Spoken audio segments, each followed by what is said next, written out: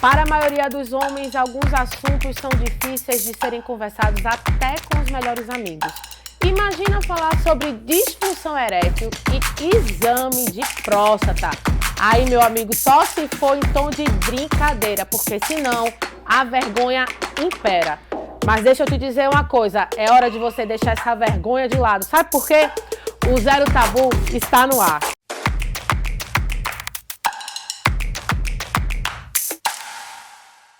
Olá, boa noite, muito bem-vindo ao Zero Tabu desta sexta-feira. Estamos no mês de novembro, um mês que traz com ele uma campanha fundamental, muito importante, que é o Novembro Azul, que nos lembra aí o combate ao câncer de próstata, a prevenção, os exames preventivos.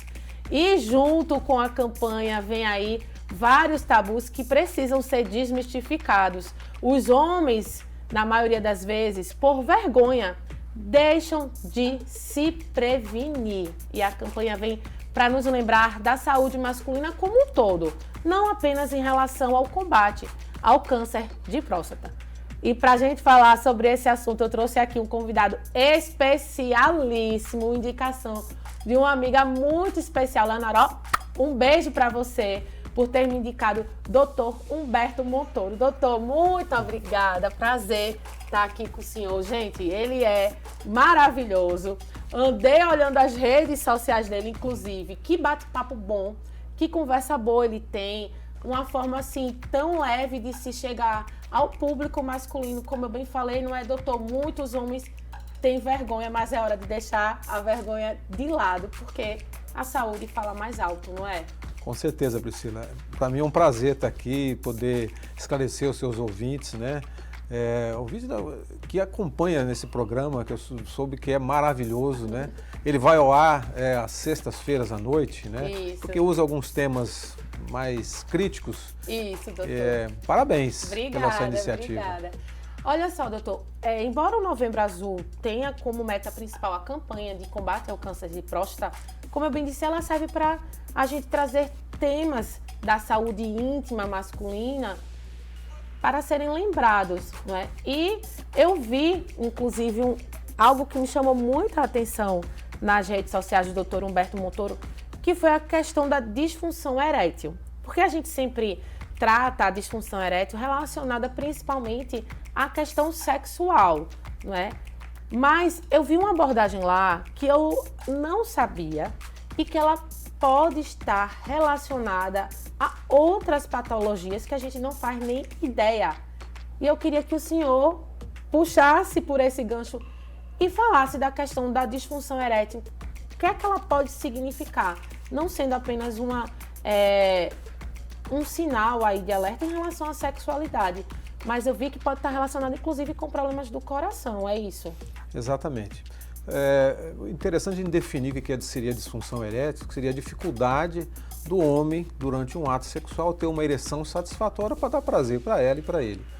Então, a disfunção erétil tem vários níveis. Você pode ter uma disfunção erétil de origem psicogênica, que é muito mais frequente em jovens. Você pode ter uma disfunção erétil orgânica, que é mais relacionado com o envelhecimento. Como você lembrou bem aí, muitas das doenças cardiológicas, ela pode iniciar como disfunção erétil. Porque o que dá ereção no pênis é o sangue. Se as artérias ali estão comprometidas por algum entupimento, não vai chegar o sangue. E essas artérias também irrigam o coração. Então, se as artérias do coração podem estar também insuficientes. Então, às vezes, um sinal de disfunção erétil, é importante investigar o homem como um todo, que pode ter lá por trás uma coronariopatia assintomática. Então, apareceu na região genital, né, teve dificuldade de produzir uma ereção, mas pode estar por trás doenças, inclusive, mais graves. Por isso que é importante. Sentiu esse problema, está com alguma dificuldade de ereção, não pode achar que é só psicológico, isso vai passar com o tempo. Procure investigar. E aproveitando esse Novembro Azul, como você bem chamou a atenção, é importante que nós avaliamos o homem de um modo geral, porque o Novembro Azul chama muita atenção o câncer de próstata pela sua frequência, pela sua importância. Mas o homem adoece, ele pode ter diabetes, está lá assintomático, colesterol alto, triglicerídeo, então tudo é hipertensão arterial assintomática. Eu tenho muito hábito de sempre verificar a pressão dos meus pacientes, independente de que situação que ele chega. E não é incomum pegar pacientes hipertensos, às vezes grave, e não sabe, assintomático, né? Aí que mora o perigo. Então é importante, sentiu qualquer problema, não negligenciar, achar que isso aí vai passar, procura atendimento, que é a melhor opção. E é muito importante também, independente de sentir, fazer os exames anuais, não é, doutor? De rotina, porque como bem o senhor pontuou agora, tem gente que é assintomática, não tem nada, não sente nada, de repente vai aferir a pressão, tá lá, 22 por não sei quanto, pressão altíssima, que precisa de um controle e a pessoa nem se dá conta que precisa disso, né? E a disfunção erétil, voltando, ela pode estar relacionada a algum outro problema também fora ao coração? Então, é multifatorial. Eu sempre digo, a disfunção erétil não existe um fator único, não é só um hormônio, por exemplo, um hormônio baixo pode levar a disfunção erétil no homem, não é só o colesterol alto, do ponto de vista psicogênico também, né? Ansiedade, indivíduo muito ansioso, também pode levar a disfunção erétil. Então, é multifatorial. Então, é importante, quando nós atendemos o paciente com essa queixa, você analisar de um modo geral, para poder descobrir a causa. E a disfunção erétil ela tem uma incidência muito alta. Tem, então, doutor? Muito alta. Se pegar... Tem, assim, alguma faixa etária que a gente possa pontuar de tal idade a tal idade é maior incidência? Olha, acima dos 40 anos de idade, em torno de 50% dos homens tem algum grau de disfunção erétil. Nossa. Existe a disfunção erétil leve, que eventualmente o indivíduo consegue ter uma relação, mas com uma certa dificuldade. Existe aquela disfunção erética grave, que é aquela que não tem ereção nenhuma. Então, a forma de tratar também é individualizada. Você pode tratar do ponto de vista psicológico, algumas situações. Existe no mercado hoje drogas vasoativas, né, que são muito importantes, que têm sua eficiência. E, por fim, a prótese peniana, que seria o tratamento definitivo da disfunção erética grave. Então, Eu fiquei curiosa agora, viu, minha gente? Peraí, vamos dar um pausa aqui para a gente parar nesse ponto que eu quero entender. Existe uma prótese peniana, pode fazer isso? E como é que funciona? Bom, vamos resumir. Nós tratamos a disfunção erétil em 3 níveis. O primeiro nível... Que é o mais leve... Que é medicamento. Certo. Desde a era que surgiu o Viagra no mercado, que foi uma descoberta ao acaso, era bom desmistificar isso também, né? Essas drogas, ela tem algumas contraindicações, mas ela foi pensada inicialmente para proteger o coração.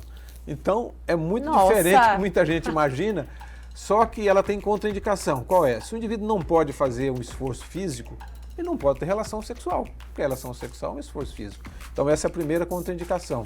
Para tomar essa medicação. Para tomar essa medicação. Se ele usa... Hoje é o Tadalafila, né, doutor? Tem vários nessa linha aí. Se ele também usa algum vasodilatador coronariano, ele não deve tomar junto, porque ela é um vasodilatador, então ele pode ter uma hipotensão severa.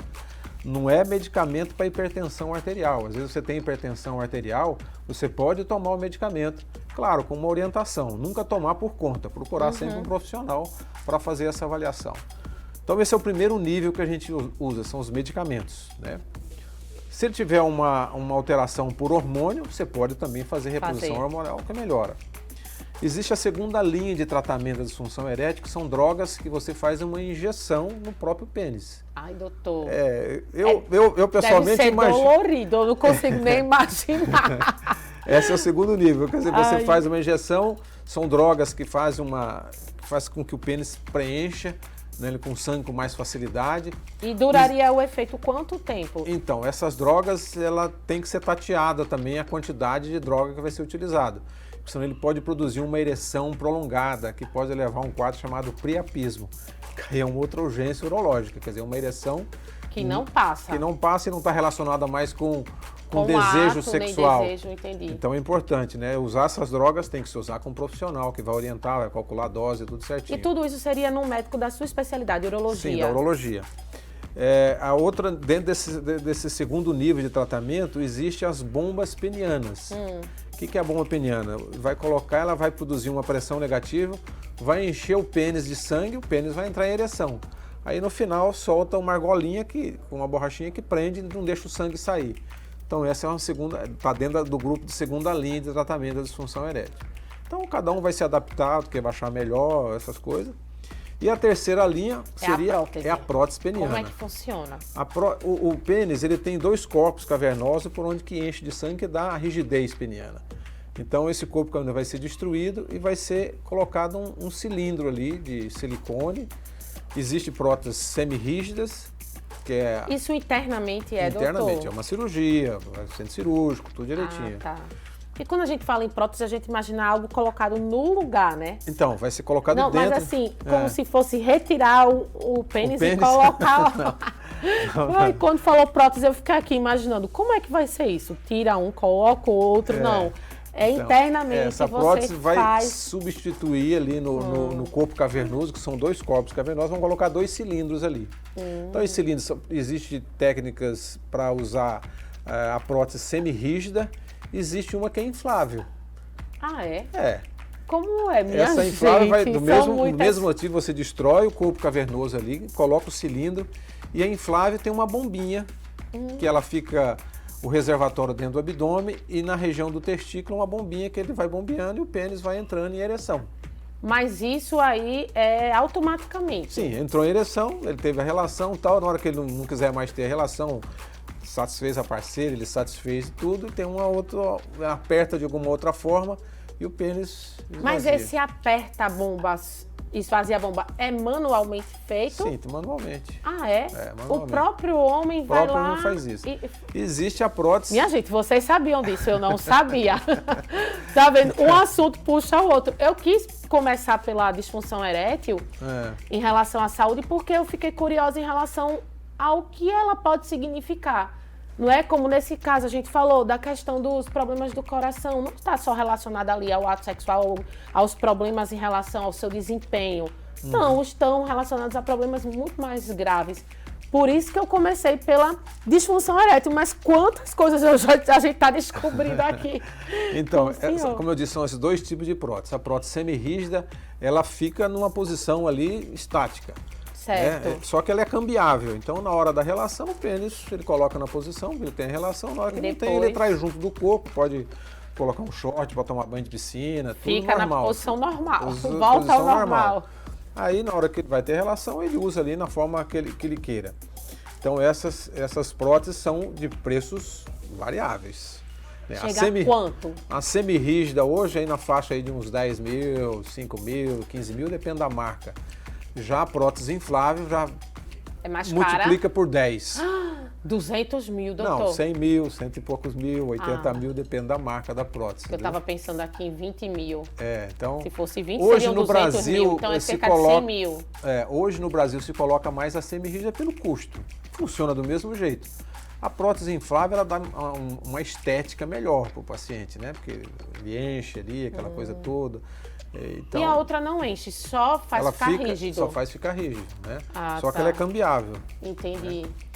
O senhor já fez alguma cirurgia dessa? Várias, né? Sério? E aqui em Alagoas? Sim, se faz muito. E é? Para os pacientes, por exemplo, que operam, por exemplo, um câncer de próstata, ele pode ter como uma sequela a disfunção erétil, ou um paciente diabético que quer ter atividade sexual, está com aquela disfunção erétil severa, você pode implantar uma prótese peniana. A diabetes também teria relação com a disfunção erétil? Muito.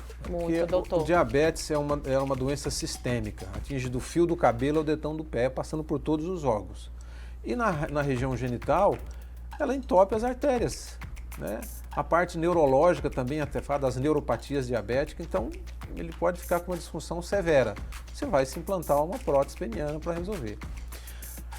Puxando nisso aí, a minha tese de doutorado foi nessa área. Eu fiz um trabalho experimental, um trabalho em coelhos, nós desenvolvemos, até patenteamos essa ideia, uma prótese peniana injetável. Como é? Aí... Chico, presta atenção, viu? Chico tá de orelha em pé aqui. Não, essa prótese aí nós estamos, foi feita... Meu amigo, é prótese peniana de todo jeito. Essa prótese peniana nós usamos um produto que é um biopolímero da cana-de-açúcar, que é linha de pesquisa da Universidade Federal de Pernambuco, foi onde eu fiz meu doutorado. Doutor, me conta como é isso. Como é? Então, nós fizemos meu trabalho, foi publicado e tal, foi em coelhos. Né? Certo. E depois nós vimos que funcionou muito bem, né? Apresentei a tese, foi publicado numa revista de alto impacto e gerou muito questionamento a nível mundial aí. E meu orientador nós começamos a fazer um trabalho em humanos. Só que para fazer trabalho em humanos tem todo um regimento, maior, né? para poder solicitar o CONEP, tem todo um processo aí para utilizar em humanos, qualquer produto aqui. Só que aí nós fizemos 5 casos em Recife e os pacientes estão amando. Na minha terra, olha só, se revelem agora. Eu quero saber quem foi que fez esse procedimento com o doutor Humberto. Não, revolucionário. Como eu disse, é um trabalho experimental, foi um projeto piloto, ainda que nós estamos desenvolvendo, vendo todo no homem, é diferente do coelho, como é que a gente vai aplicar e tudo. Como é que funciona? Qual é o princípio, assim, da técnica que o senhor desenvolveu, né? O senhor falou da bomba que infla do outro. Porque na verdade nós destruímos os 2 corpos cavernosos para implantar dentro do corpo cavernoso esses cilindros. Certo. Tá? E onde é que entra aí o material utilizado com cana esse material nós vamos injetar dentro do corpo cavernoso, ele vai preencher o corpo. Certo. E vai dar uma certa rigidez. Só que esse produto já foi testado em outras áreas da medicina, ele produz inclusive neovascularização. Então qual é a ideia? Que provavelmente isso aí pode se utilizar essas drogas vasoativas para disfunção erétil, que vai melhorar essa parte sexual do Fazer homem. um E qual a vantagem combinado. que se essa técnica der certo, como estamos apostando que sim, pode ser feito quase a nível ambulatorial. Porque vou injetar no corpo cavernoso esse produto que ele vai preencher ali e vai fazer uma prótese injetável. Por isso que é mais barato. Né? Não precisa de cirurgia. É um procedimento cirúrgico, só que minimamente mais invasivo, né? Mas isso ainda é experimental. Tá? Gente, olha só, a ciência, a tecnologia, né? Exatamente. Que é evolução e com um produto tão nosso, que é a cana-de-açúcar, né? Doutor. Esse produto é muito versátil. Que bom tá podendo falar aqui para todo mundo, né, do seu projeto. Um assunto foi levando ao outro e a gente chegou nessa descoberta maravilhosa aí. Que bom. Vamos esperar o futuro aí. Eu acho que tem grande chance de dar muito certo isso. Que bom. Parabéns. Obrigado. Vamos ver essa técnica aí em breve, se Deus quiser, quiser. Sendo aplicada e beneficiando tanto os homens de uma forma com custo menor, né? Uma forma aí de democratizar o acesso então ao tratamento, porque eu acredito que muitos homens sejam acometidos pela disfunção erétil, como a gente falou aqui, muitos têm vergonha de falar até com um melhor amigo. Eles falam, né, vocês, homens, falam desses assuntos, mas em tons de brincadeira, né? Numa roda de amigos, um brincar com o outro, você não consegue, você é fraco, você é isso, você é aquilo, mas para falar sério, eu acho que tem uma certa resistência. Um chegar para outro, rapaz, tu não sabe, eu tô assim assado, não consigo. Eu acho que é mais difícil, né, doutor? E alguns pacientes chegam no consultório falando, não, doutor, eu não tô conseguindo, eu consigo fazer uma relação tal, meu pênis amolece. Eu falei, mas isso é fisiológico. Ah, mas meu amigo dá 3, 4. Eu falei, mente também. Mente Diga também. Que faz 10. É só mentir. Na verdade, o que é fisiológico? Depois que atingiu o orgasmo, o pênis entra em processo de deflação. Depende do estado de excitação, você pode ter uma ereção mais rápida ali. Também. Ela não se perder a ereção completamente, do estado de excitação, ele ter uma segunda ereção.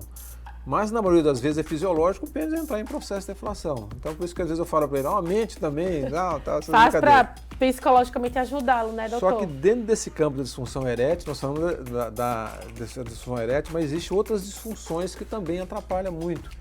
Muitos jovens nos procuram por ejaculação precoce, que é mais frequente nos jovens. Quer dizer, ele tem ereção. Ansiedade. Ele tem ereção, só que ele não consegue dar prazer para uma parceira, porque ele tem o orgasmo, ele vai perder a ereção. E aí, como diz a mulher, vai ficar vendo navios. Eu brinco, olha... e aí seria uma questão psicológica ou uma disfunção mesmo, doutor? Existe os dois lados. Existe a ejaculação precoce, existe a ejaculação ao contrário, retardada, que o homem tem dificuldade de atingir o orgasmo. As duas são de origem psicológica. Entendi. Tem que trabalhar isso aí. Na disfunção precoce, na ejaculação precoce, nós temos medicamento para agir, utilizamos aí uns derivados aí de alguns medicamentos que agem, uns antidepressivos, que ele tem um efeito colateral de levar a ejaculação retardada. Então a gente utiliza isso para compensar. Agora, o ejaculador retardado é mais psíquico, tem que trabalhar, às vezes, a ansiedade, aquela ansiedade, o cara querer chegar no orgasmo e não consegue, isso bloqueia. Né? Entendi. Olha, gente, como a gente falou aqui, uma coisa vai levando a outra, o assunto, mas o papo tá muito bom. E eu tenho certeza que você que está aí do outro lado também está adorando esse nosso bate-papo sobre saúde masculina. Estamos no mês Novembro Azul, minha gente. Então, temos sim que levantar este assunto e espero que muitos homens estejam nos assistindo, porque a gente tem uma audiência muito grande de casais. Viu, doutor? Os casais assistem juntos ao programa, isso é muito bom, porque a gente tanto trata de assuntos mais femininos, outros relacionados mais ao universo masculino e muitos relacionados ao universo dos casais. E a gente sempre está aí recebendo feedbacks positivos de como a gente tem ajudado as relações. E nesse caso, a relação de você com você mesmo, meu amigo, viu? Não deixa essa relação esfriar, não. Nem a vergonha impedir de você se cuidar. Olha só, a gente vai para um rápido intervalo. Você sabe que é bem rápido mesmo, né? O tempo de tomar aquela aguinha. No segundo bloco, eu vou aproveitar a presença do Dr. Humberto Montoro aqui para a gente falar sobre o câncer de próstata. Inclusive, eu fiz uma enquete com meus amigos aqui da redação sobre esse assunto e a gente vai ver o que eles responderam. Daqui a pouco, no segundo bloco. Te espero.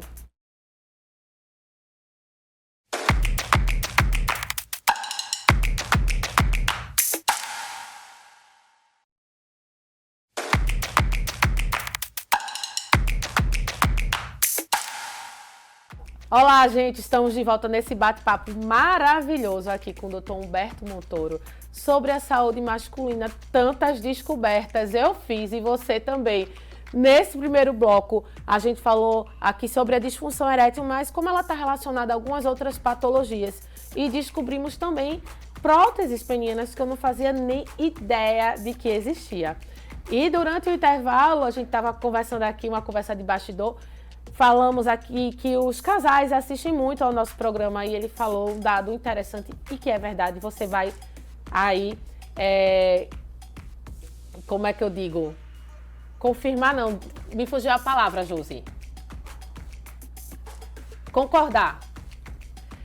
E você vai concordar com o que o doutor Humberto falou. Ele disse aqui, conta para mim, doutor Humberto, quem marca as consultas? Então, isso já teve um trabalho científico sobre isso. A Sociedade Brasileira de Urologia fez esse trabalho, que quem marca a consulta é a mulher. Para o homem. Para o homem. Para o marido. Ele estava falando aqui agora. Olha, é incrível como as mulheres que marcam a consulta para os seus maridos. Eu estava numa festa e uma delas me disse, doutor, vou marcar a consulta, posso ir com ele? Pode, né? Acontece muito isso. As mulheres procuram se cuidar mais, né, doutor? Já os homens ficam esperando que elas marquem suas consultas, não é? Então, eu acho que tem vários fatores aí, né? Assim, o homem é meio desleixado, acha que é super-homem que não adoece, só quer procurar atendimento quando está sentindo alguma coisa. Às vezes também é o medo de encontrar algum problema, mas toda doença no início, ela tem uma cura, ela é mais fácil de você manipular. Quando, às vezes, por exemplo, no câncer de próstata, que a gente vai entrar nesse assunto, quando o câncer propriamente dá sintoma, 95% da doença está avançada. E ao contrário, quando nós fazemos o diagnóstico precoce do câncer de próstata, 90% nós conseguimos curar. Então é importante fazer o exame preventivo. Não acha que você é super-homem, que você não adoece.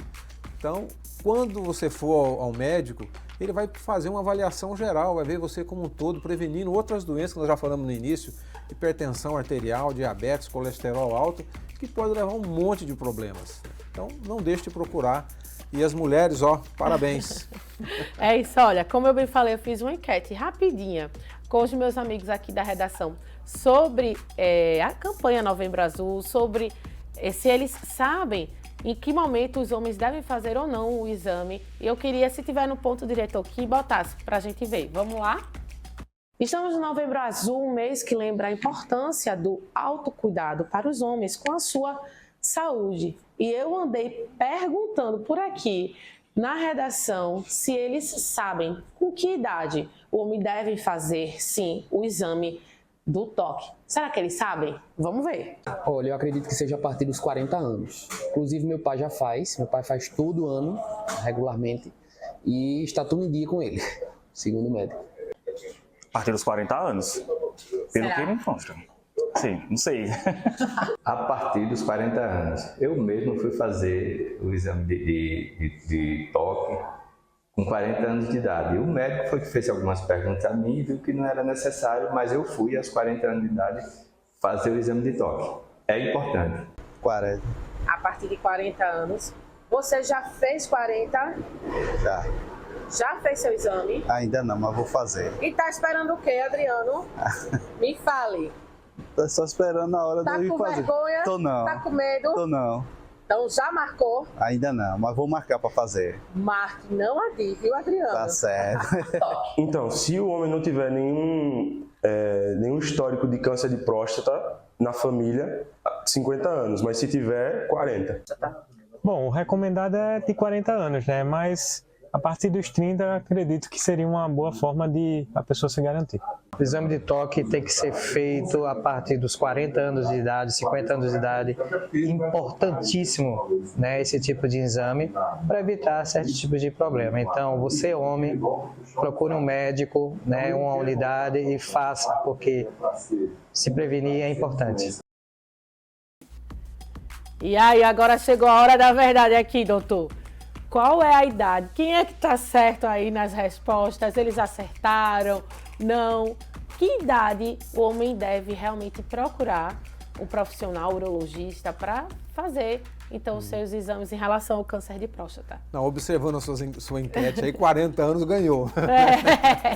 Então, a maioria respondeu com 40 anos, é verdade? Então, essa de começar mais cedo, nos 40 anos, se você tem um histórico familiar, você deve começar realmente mais cedo. Por quê?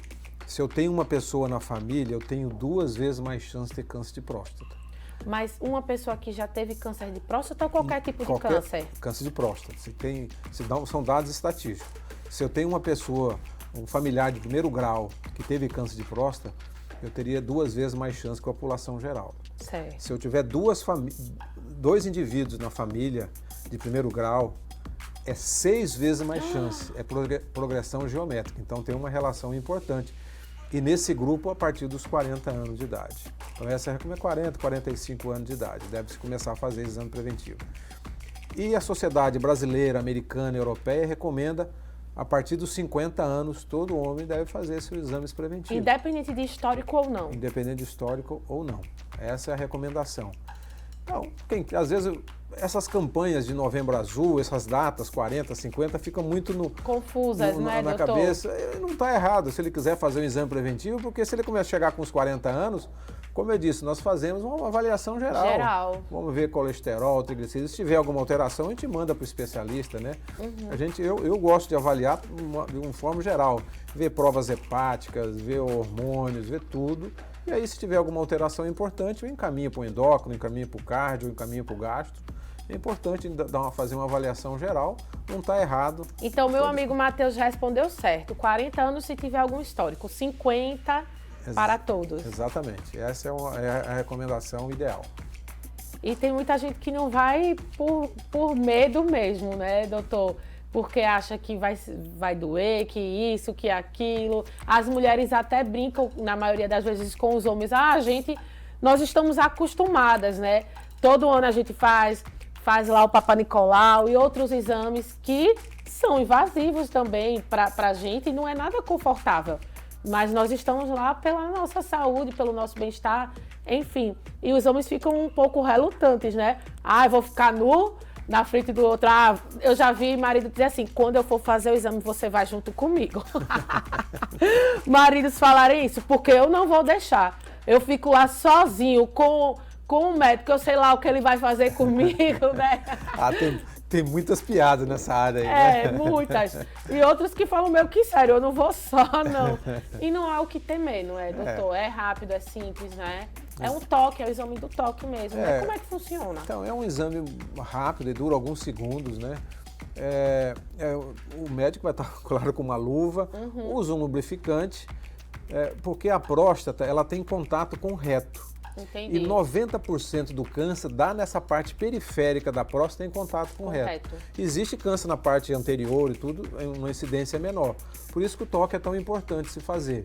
Vai perceber o Perceber, tamanho. se tiver você vai observar o tamanho, vai observar a consistência, se tem alguma irregularidade, alguma área mais endurecida. É nessa fase que devemos fazer o diagnóstico. E muita gente faz o exame preventivo apenas com o exame do sangue, aquele PSA. Esse exame serve para detectar, doutor? Então, ele não é câncer específico. Entendi. O que eu quero dizer com isso? Você pode ter câncer com ele normal, como você pode estar com ele muito alterado e não ser câncer. Então, porque vários processos inflamatórios da próstata, o próprio crescimento, o próprio envelhecimento pode alterar o PSA. Então é importante se fazer uma avaliação com o urologista que vai poder diferenciar, dar importância a esse exame. E, na verdade, na prática diária, a gente utiliza 2 tipos de PSA. O PSA total e o PSA livre. E aí a gente faz uma relação livre total, isso também dá uma ideia da possibilidade de ter alguma coisa mais séria ou não. O que nós fazemos? Se o toque está alterado ou se o PSA está alterado, se dispara outros exames hoje, né? A ressonância, se possível, mais precisa. Ela veio para auxiliar. Não está errado se você não tiver a ressonância disponível, se tiver uma alteração do toque, uma alteração do PSA persistente, você fazer mais de uma dosagem realmente, ele continua alto, indicar biópsia, não está errado. Mas se você tem a ressonância hoje para lhe auxiliar, está disponível, ela evita que às vezes que você faça biópsia desnecessária. Porque não necessariamente que eu suspeitei que tem um câncer, por alteração do toque, por alteração do PSA, eu vou fazer uma biópsia, não vai dar 100% de câncer. O percentual pode ser uma fibrose, alguma coisa ali, uma alteração do PSA momentânea e não ser câncer. Não sei. Tem como o homem perceber algum sintoma ou é algo assintomático o câncer de próstata? Porque os homens estão nos assistindo agora. Eles têm como já perceberem alguns sinais e, de repente, nos assistindo despertar. Puxa, eu preciso fazer uma avaliação. Então, a gente usa o termo de prevenção. Não tem nada que nós vamos fazer para prevenir que o indivíduo não desenvolva câncer de próstata. Isso. A prevenção é para pegar a doença no início. O problema é que no início, 0 de sintoma. Não tem sintoma nenhum. Entendi. Porque o tumor começa pequenininho. Não afeta. Quando o tumor cresce, que ele vai ser semelhante a uma outra doença da próstata, que é a hiperplasia, que é muito mais frequente, que também está relacionada com o envelhecimento, que ela vai obstruir a uretra. A uretra passa por dentro da próstata, a próstata envolve a uretra. Então, à medida que ela cresce, se ela só crescer lateral, o indivíduo não sente nada. Mas se ela cresce fechando, ela vai dar o sintoma clássico da obstrução da próstata, que é o indivíduo urinar com maior frequência, ter urgência para urinar, a micção fica cortada, urinando em 2 tempos. Então, isso são clássicos da obstrução da próstata. Mas quando já está Quando o câncer chega nessa fase, a doença está avançada, em 95% dos casos. Então, por isso que é importante pegar a doença na fase inicial, porque aí nós podemos curar em mais de 90% dos casos. É o contrário. É verdade, muito importante. E tem, assim, alguma faixa etária de maior incidência, doutor? Com envelhecimento. Por isso que é a partir dos 50 que deve fazer. Com envelhecimento, se eu pegar homens aí de 80 anos de idade, 90, for triturar essa próstata, fazer várias biópsias, acaba de encontrar câncer. Entendi. Mas existe um câncer que a gente chama indolente, que o indivíduo tem o câncer, mas não vai morrer do câncer. Então é melhor não mexer. Não é que não. Às vezes você não vai indicar a cirurgia. Quando é que nós indicamos a cirurgia? Quando o tumor está restrito à próstata, ele já não espalhou, está ali restrito à próstata, e esse indivíduo tem uma expectativa de vida acima de 10 anos. Entendi. Porque se for um doente moribundo, você fez um diagnóstico, você pode deixar ele pela via natural. Ele não vai morrer do câncer. Ele vai morrer com o câncer, não do câncer. Então existe uma diferença. O benefício maior é não tratar naquele momento. Naquele momento. Então o tratamento tem que ser individualizado. Então cada indivíduo vai receber um tratamento específico para ele. Seria a maioria das vezes radioterapia? Não, o tumor de próstata estando restrito, a radioterapia pode ser uma das opções de tratamento. A gente utiliza principalmente nos pacientes que têm um risco cirúrgico um pouco mais elevado, ou ele não quer operar de forma nenhuma. Pode-se operar assim, primeiro... Pode. Primeira Agora, opção seria sendo que a quando eu vou cirurgia. comparar a longo prazo cirurgia e radioterapia, a cirurgia leva uns benefícios melhor, uma sobrevida melhor. Além da radioterapia também ter efeitos colaterais, né? Dependendo onde se faz com uma radioterapia como antigamente fazia, a próstata está muito junto da bexiga, então pode queimar a bexiga, queimar o reto embaixo. Você pode ter efeitos terríveis, né? Nossa. Então, nenhum procedimento aí, ele é livre de complicação. Entendi, doutor. Eu vou só lembrar aqui, olha, gente, o tema da campanha desse ano é por você e por quem ama. Deixa bem claro aí que quando o câncer acomete o paciente, toda a família adoece junto. E você cuidando de si, está cuidando da sua família, de quem mais você ama, porque a gente não quer ver ninguém cuidando da gente, nem a gente dependendo dos cuidados de ninguém. Claro que situações na vida aí nos levam a isso e são inevitáveis. Mas nesse caso, o que a gente pode descobrir no comecinho, né, doutor, e evitar maiores transtornos, aí realmente esse lema faz todo sentido. Por você e por quem você ama. Eu aproveitei para trazer aqui alguns dados em relação ao câncer de próstata. É o tipo mais comum entre os homens, é a causa de morte de 28,6% da população masculina, que desenvolve neoplasias malignas. No Brasil, um homem morre por esta causa a cada 38 minutos. Gente, eu fiquei tão impactada com isso, segundo os dados mais recentes do Instituto Nacional do Câncer. Então, imagine, enquanto a gente está aqui no programa conversando, um homem acaba de falecer a cada 38 minutos. É um número elevado, não é, doutor? Parece ser assustador, mas é uma doença que, se pegar no início, você consegue curar. Então, a prevenção é fazer o diagnóstico precoce. Aí sim você pode curar a doença. E a gente sabe que a maioria da população não tem acesso a isso, não é, doutor? O que dificulta E tem um outro dado, já que sim, você chamou pelo dado alarmante, um diagnóstico a cada 7 minutos. Se for usar pelos dados estatísticos, dá mais ou menos isso. Poxa, muita gente diagnosticada. É muita gente. Então, a melhor forma é prevenir. Pegar a doença no início, você pode curar. Existem várias modalidades de tratamento. A cirurgia superior, a cirurgia pode ser feita de várias maneiras. Cirurgia tradicional, cirurgia laparoscópica, robótica assistida. Do ponto de vista de curar o câncer, todas elas funcionam bem. É claro que você vai ter a laparoscópica, a robótica, menos invasiva e tudo, mas se o indivíduo não tiver acesso a isso, a cirurgia cura também. Ô doutor, assim como os outros cânceres, o câncer de próstata também estaria relacionado à qualidade de vida, a práticas saudáveis, alimentação saudável, atividade física? Retardaria aí, se você tem predisposição a ter, mas retardaria o aparecimento, o surgimento desse tipo de câncer na pessoa? Então, tem alguns dados mostrando, não tem aquele ditado, nós somos o que comemos? Isso. Tem um estudo interessante que pegaram a incidência de cânceres orientais é menor do que nos ocidentais. Eles são muito disciplinados, né, disciplinado na dieta, consome mais soja, consome mais peixe, aquela coisa. Então, tem um estudo que eles pegaram os japoneses que migraram para os Estados Unidos. Os familiares que ficaram no Japão continuam tendo uma incidência baixa. Ele foi para os Estados Unidos, começou a comer a comida americana, começou a ter uma incidência muito parecendo com o americano, uma incidência maior de câncer de próstata. Em outro estudo, comparou regiões onde se consome muito gordura animal, os países mais nórdicos, os países mais frios, tem uma incidência maior de câncer de próstata quando comparado com os orientais. Então, parece que existe uma relação aí entre o consumo excessivo de gordura. Não vai deixar de comer uma picanha final de semana, né? Me diga. Mas não pode ser todo dia. Aqui eu vejo muita gente comer torresmo, inclusive, né? Eu vejo na praia, lá em Recife, na praia, quando a gente pede um caldinho, vem assim, com charque desfiada. Aqui a gente pede um caldinho, é uma crosta de torresmo. Eu fico sem coragem de comer. Sim, não, mas eventualmente isso não vai fazer nenhum problema. Não vai fazer diferença, né, doutor? Agora, mas não pode virar rotina. Essa dieta aí, né, com excessos, pode ser um fator. Sim, um outro fator importante que a gente leva em consideração é a obesidade, então seria um fator de risco maior. E os indivíduos da raça negra também devem começar a fazer avaliação mais cedo. Por quê, doutor? Além de ter uma incidência um pouco maior, ela costuma ser mais agressiva no indivíduo da raça negra. Mas então, tem... talvez do ponto de vista genético, isso está dentro das normas. O indivíduo que tem história na família de câncer de próstata deve começar mais cedo. Os indivíduos da raça negra e os obesos devem começar a fazer a avaliação mais cedo. Dado interessantíssimo esse, não é? Então é importante fazer prevenção, né?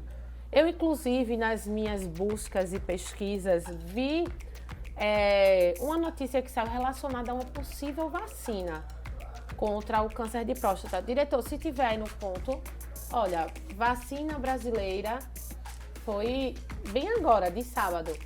Vacina brasileira para câncer de próstata é aprovada pela Agência Reguladora dos Estados Unidos para ensaios clínicos. Seria uma vacina terapêutica desenvolvida por pesquisadores daqui, aprovadas pela FDA, Agência Reguladora dos Estados Unidos.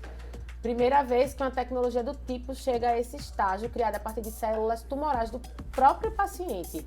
Busca fortalecer o sistema imunológico contra o câncer e reduzir a reincidência, somando-se aí aos tratamentos convencionais que a gente já vem falando aqui no programa com o Dr. Humberto. Conforme os dados, a imunoterapia reduz a recorrência da doença de 37% para 12%, e a mortalidade entre os pacientes tratados caiu de 12,8% para 4,3%. E aí tem a matéria completa, dizendo que nos Estados Unidos o estudo iniciou o tratamento do primeiro paciente na última terça-feira, dia 29 de outubro, e o teste faz parte de um estudo adaptativo da fase 2, que envolve 21 centros de pesquisa no país e tem duração prevista de até 22 meses. Então, lá para 2026 ainda vão estar dentro dessa pesquisa atuando, vendo aí realmente todas as suas eficácias da vacina.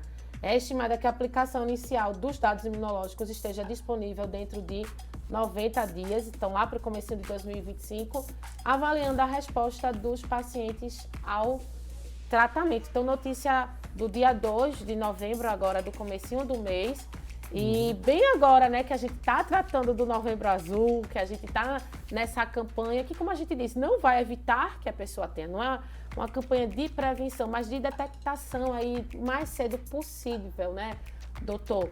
E aí eu vi essa notícia e achei bem interessante. E será que realmente é possível, doutor? Então, vamos esclarecer alguma coisa. O que é o câncer? O câncer é uma célula... que começa a operar de forma... como você se doutor? corta, o organismo vai lá e fecha ali. Então, ele produz células ali que vai e fecha. O câncer é uma célula que ela não tem um freio.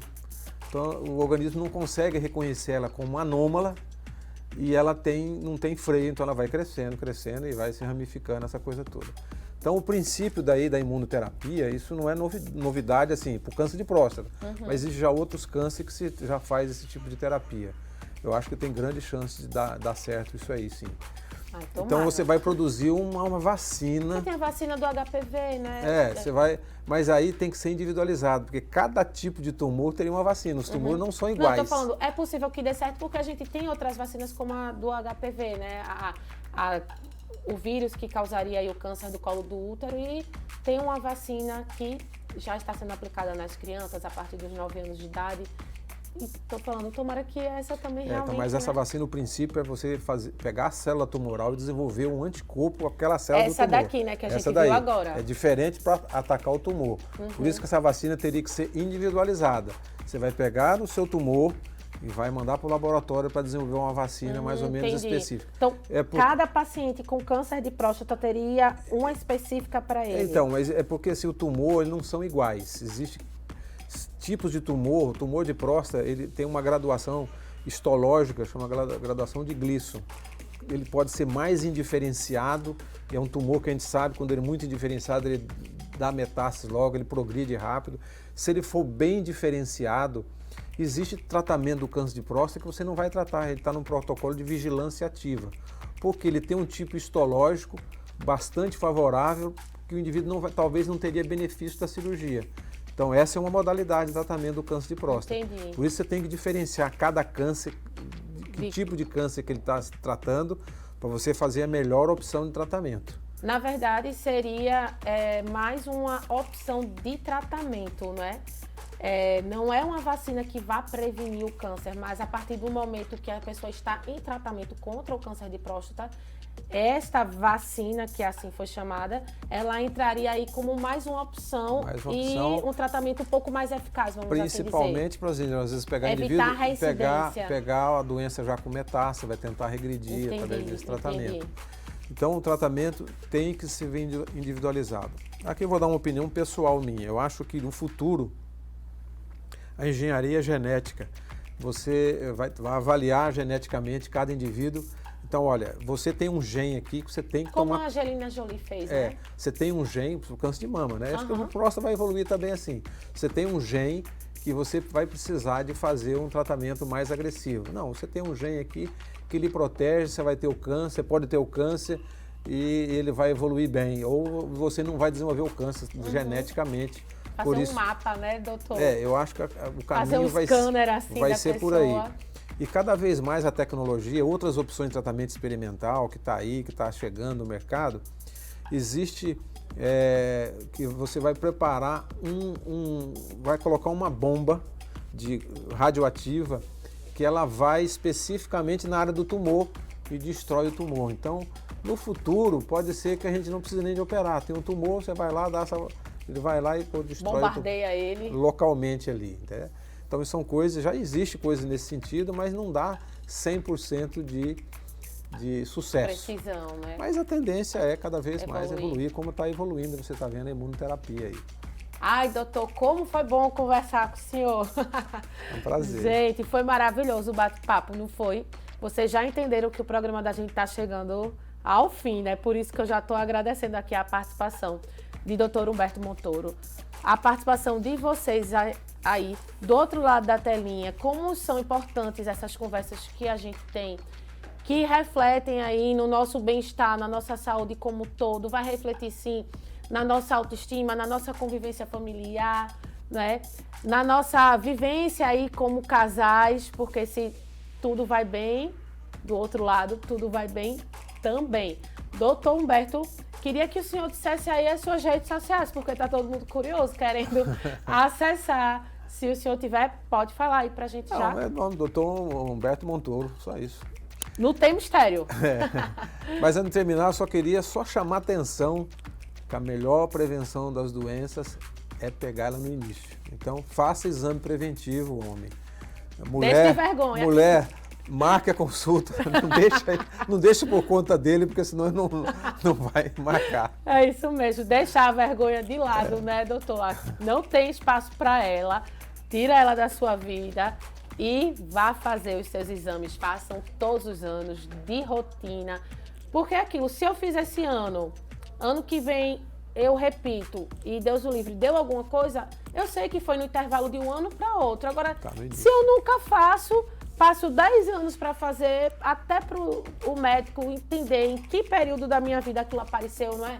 Quanto tempo eu tô com aquela patologia ou não, quanto tempo tem aquele tumor, fica tudo muito mais difícil. Se a gente cria essa rotina anual de fazer todo o nosso check-upzinho bonitinho, tudo fica mais fácil.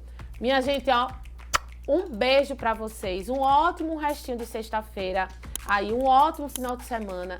Deus abençoe a todos e vocês já sabem, próxima semana a gente se encontra de novo, ó.